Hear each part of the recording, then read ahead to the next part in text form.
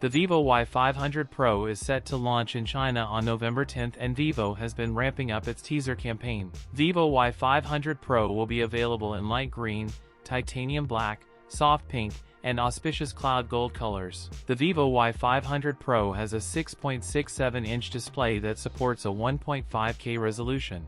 The device is powered by the MediaTek Dimensity 7400, alongside 12GB RAM and either 256 or 512GB storage. It further reveals that it has a 32-megapixel front camera and an OIS-enabled 200-megapixel Samsung HP5 plus 2-megapixel dual camera setup in the round camera island on the back. It is officially confirmed to house a 7000 mAh battery and is expected to support 90W wired charging. The handset is also said to come with IP68 plus IP69 ratings for dust and water resistance and feature an anti-glare glass back with a satin finish and weighs around 198 grams. There is no information available about the Vivo Y500 Pro's price for China. That's it for today's video. If you enjoyed it, don't forget to like, comment, and subscribe for more content. Thanks for watching, and I'll see you in the next one.